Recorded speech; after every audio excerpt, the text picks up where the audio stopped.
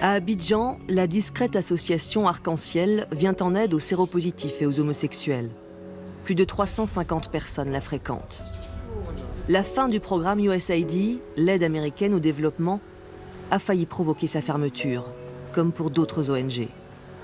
Arc-en-Ciel a été sauvé. Une association française a débloqué une aide d'urgence pour payer les 900 € de loyer mensuel jusqu'en 2027. Aurélien, bonjour. Bonjour. Pour le reste, il faut tout compter. Bonjour, Maïchoko. Bonjour, Comment vas-tu? Bien. bien, merci. Bonjour, Yo. On dit quoi? C'est comment aujourd'hui? Ceux qui sont inscrits à la page du jour, je les appelle pour qu'ils viennent chercher leur métier. Yo, et chez toi, charge virale. On n'a plus de cartes pour faire les prélèvements. Les cartes sont là, mais c'est périmé. La date est Voilà. passée. Le travail est un peu bloqué quelque part. Ouais, c'est bloqué et puis bon, ça rend la chose difficile. Merci pour surtout lui, pour son bénévolat. Il est conseiller communautaire en même temps aide-soignant. Malheureusement pour lui, le projet français qui nous soutient ne le prend pas en compte. Donc il n'y a que 5 personnes sur 10 qu'on était avant. Il n'y a que 5 personnes qui sont prises en compte. L'assistante sociale, la psychologue, l'infirmier, l'agent d'accueil et puis moi le responsable. Qu'est-ce qui ne va pas? Problème au pied. Il n'y a plus de médecins, ni de gestionnaires de données, ni de conseillers de santé communautaire. La dernière fois que tu as fait ton dépistage, là, dépistage de VIH, ça remonte à combien de temps? 1 mois. 1 mois. Il n'y a plus d'argent non plus pour envoyer les analyses de sang au laboratoire, ni même pour les communications téléphoniques. À Arc-en-Ciel, nous nous occupons des personnes qui vivent avec le VIH. Et nous avons aussi des personnes que nous accueillons en hébergement d'urgence, souvent rejetées par leur famille. 30 places sont disponibles. Un havre de sécurité pour de jeunes homosexuels ivoiriens et étrangers. Omar, 19 ans, est arrivé du Sénégal 1 mois auparavant. Un pays qui a considérablement durci sa répression de l'homosexualité. J'ai quitté le Sénégal parce que je me sentais plus en sécurité. Il y avait les arrestations. Moi et mon ami, on a quitté le Sénégal pour venir ici, en Côte d'Ivoire. Par chance, quoi. On est tombé sur cette communauté LGBT, quoi. La Côte d'Ivoire, ça fait partie des pays qui sont... Les LGBT ici sont plus tolérés, par contre, aux autres pays africains. Au Sénégal, tu risques d'être arrêté. Ils vont te condamner de 10 ans. C'est ça qui m'a motivé, voilà, de tout laisser, de leur laisser, voilà, laisser mes amis, hein, mon travail et tout, hein, pour quitter là-bas, voilà, même si ça me plaît pas. Le séjour ici, c'est 3 mois en principe. Mais tout dépend des cas. Bill, Guinéen de 23 ans, est là depuis 6 mois. Moi, personne, je ne peux pas retourner dans mon pays. Si je retourne, c'est la mort. Voilà, parce que ça n'a pas été facile pour moi. Je vivais avec mon oncle. Il a découvert mon orientation sexuelle, qui a fait qu'il m'a beaucoup battu. J'ai été sauvé par un ami qui m'a envoyé à l'hôpital, a payé mes frais, tout et tout, et qui m'a aidé à venir m'installer en Côte d'Ivoire. Grâce à ce centre, on a quelque part où mettre la tête et se tranquilliser un peu la tête. Si je ne sors pas, je suis là du matin jusqu'au soir, je suis sur mon téléphone, je regarde les actualités. Si je n'ai pas à manger, je reste. Si j'ai à manger, je mange. D'autres jeunes attendent une place dans ce refuge. Mais c'est impossible financièrement d'en accueillir davantage. Sauf si de l'argent frais arrive. C'est ce que toutes les ONG ivoiriennes attendent. Un nouvel accord de santé a été signé entre les États-Unis et la Côte d'Ivoire fin décembre 2025. Mais sur le terrain, Arc-en-Ciel ne voit rien venir. Je pense qu'on a de l'espoir, mais on attend.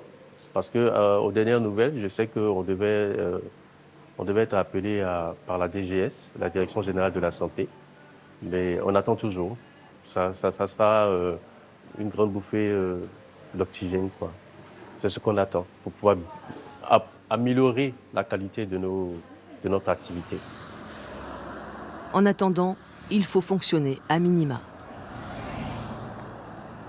À Bouaké, dans le centre de la Côte d'Ivoire, le club des jeunes de cette ONG de lutte contre le VIH se réunit chaque semaine autour d'un thème.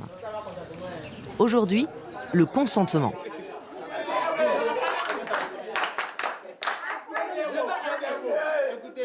Vous voulez faire des rapports sexuels, non protéger le surcroît.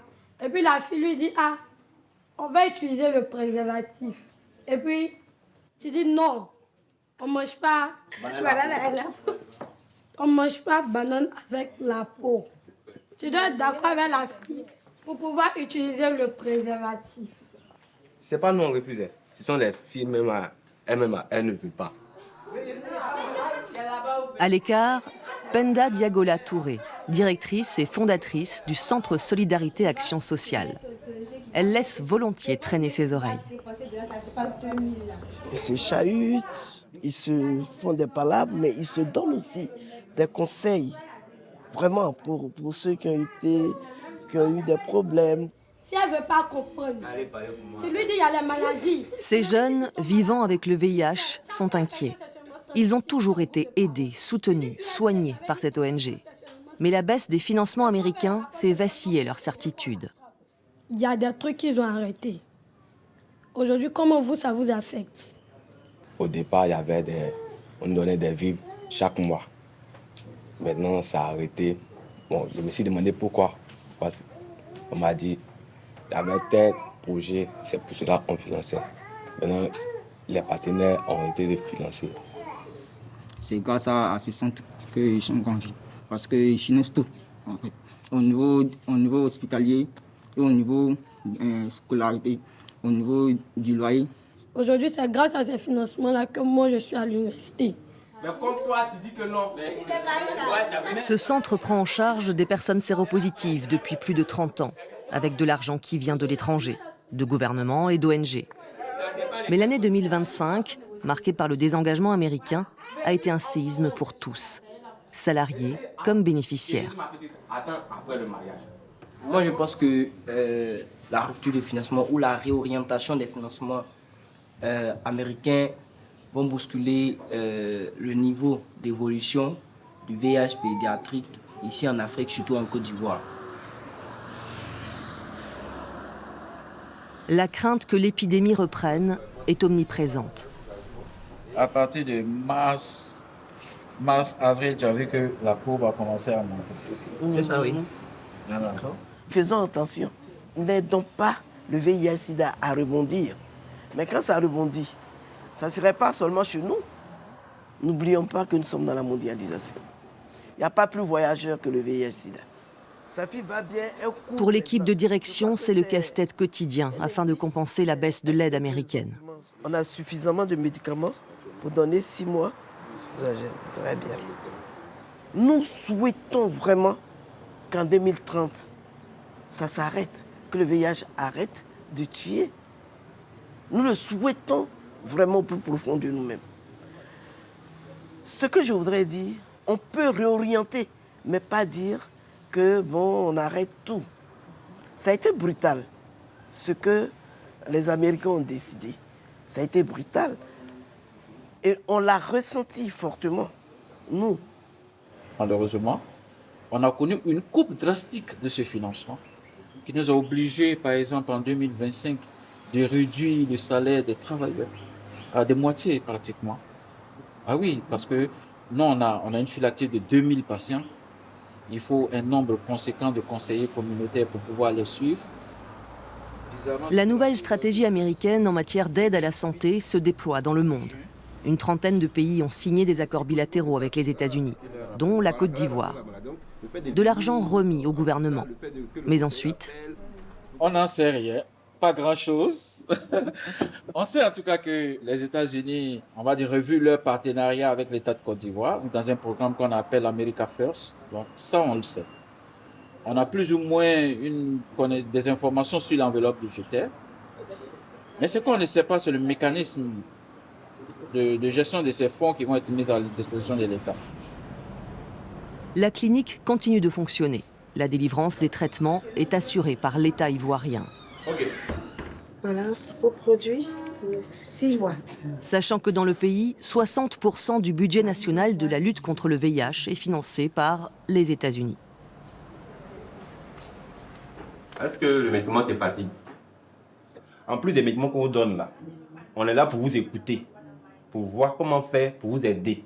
Et les gens qu'on appelle nos partenaires, ils nous envoient de l'argent pour aider. C'est vrai que actuellement c'est un peu compliqué. Mais comme il a dit tout à l'heure, si vous avez un problème, dites. Ne vous gênez pas. Nous sommes déjà motivés, nous sommes déjà engagés. Nous demandons seulement que les partenaires ne nous lâchent pas. Voilà. Parce qu'on est au bout du tunnel. C'est pas maintenant qu'on va tout arrêter.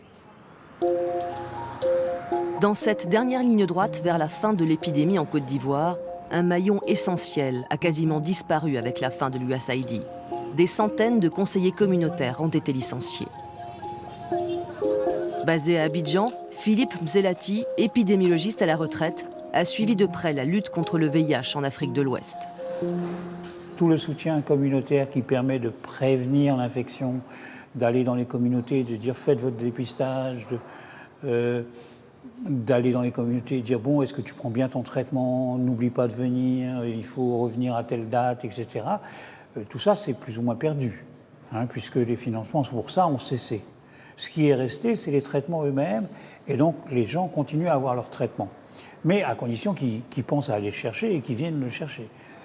Si vous êtes hésitant, un peu perdu, ou vous n'avez pas tout compris, on vous a perdu.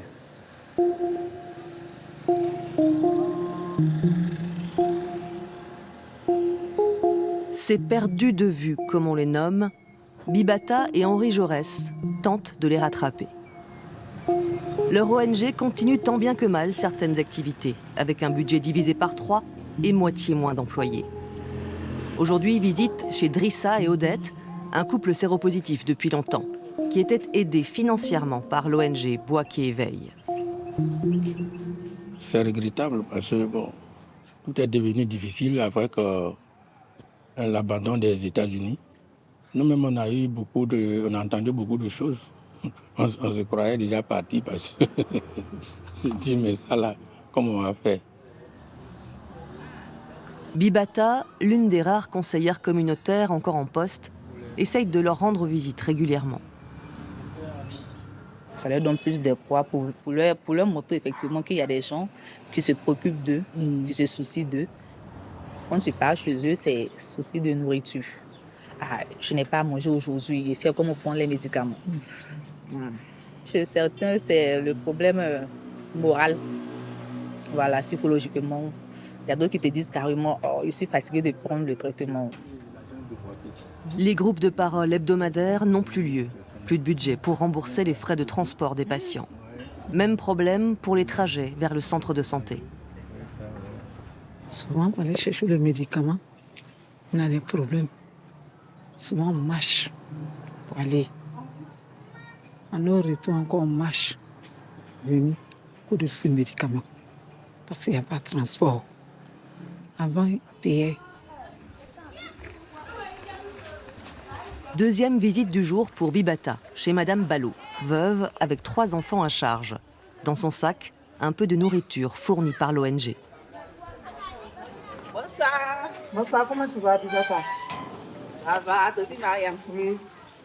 Comment tu vas? Je vais bien. C'est pas vraiment chose.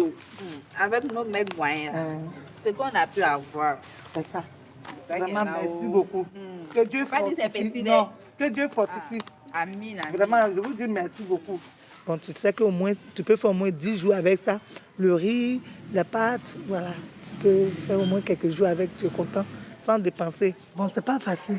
Quand tu es toute seule et puis tu n'as pas les moyens, c'est pas facile. Souvent ici, comme ça, pour partir chez vous, là, le transport est coûteux. Tu dois mettre au moins 1000 francs dans le transport. Quand tu vois là, tu préfères prendre ça pour préparer. Tu vas manger avec ta famille. Voilà. Merci beaucoup. 1,50 € le trajet vers le centre-ville. Inabordable pour beaucoup de gens. Souvent, il y a des nuits, je pleure. Parce que c'est pas facile. L'Afrique n'est pas facile.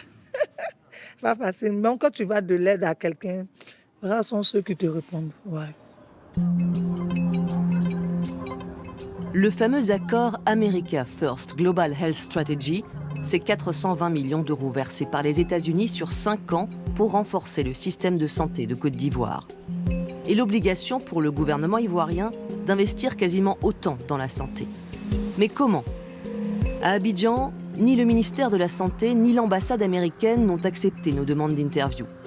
La communication passe par les réseaux sociaux. Aujourd'hui, cette coopération entre dans une nouvelle phase. Cet accord renforce le leadership de la Côte d'Ivoire pour gérer son propre système national de santé.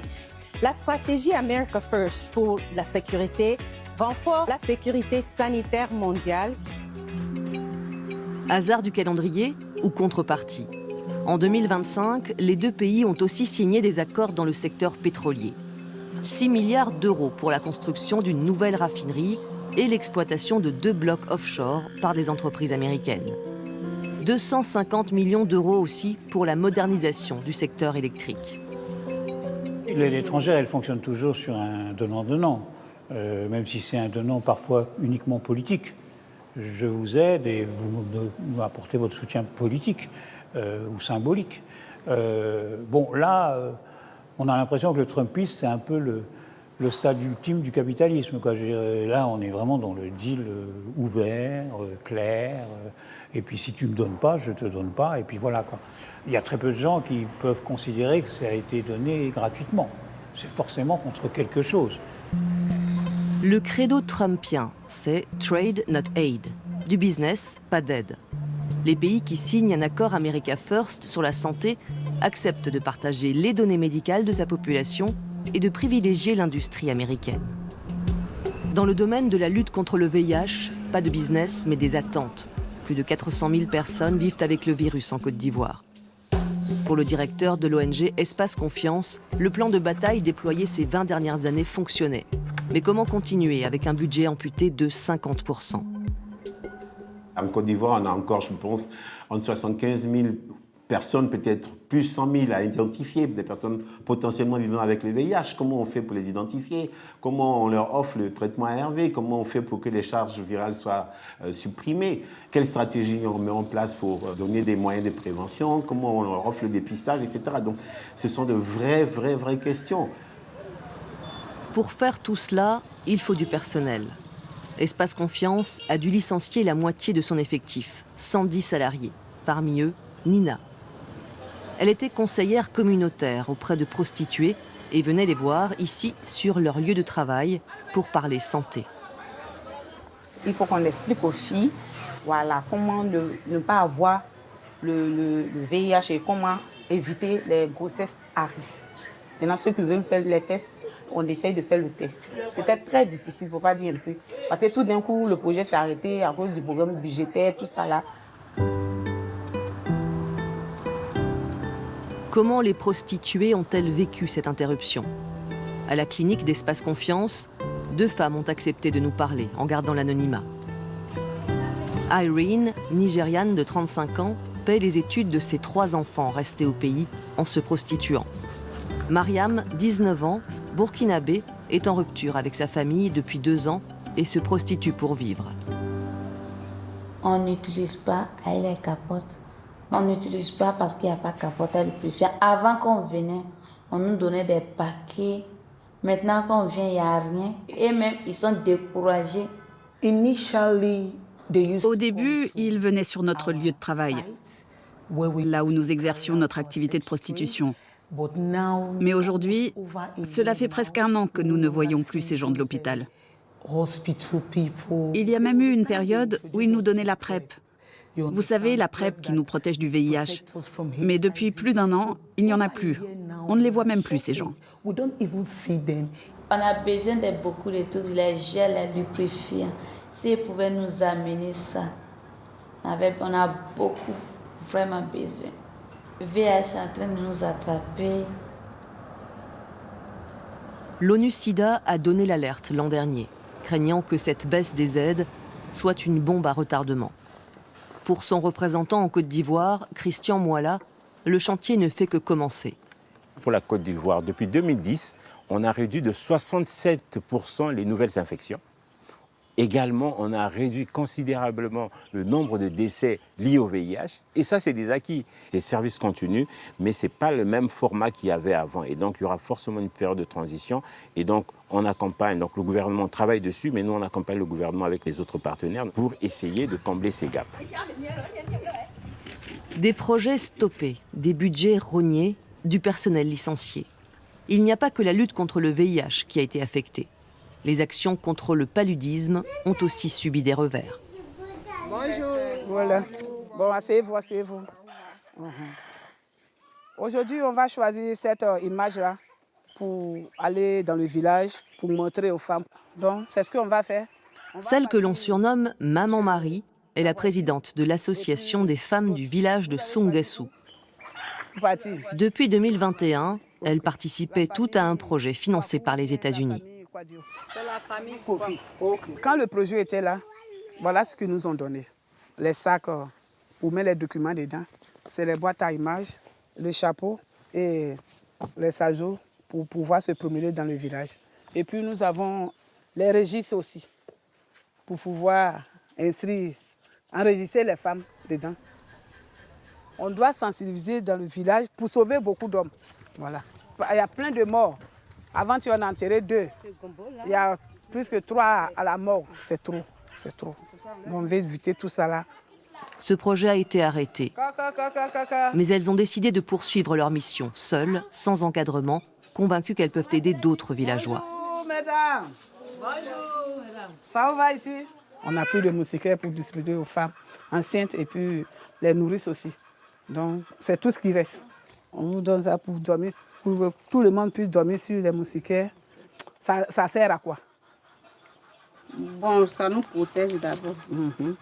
Contre les moustiques et puis contre les insectes aussi. C'est ça. J'étais victime d'un palu.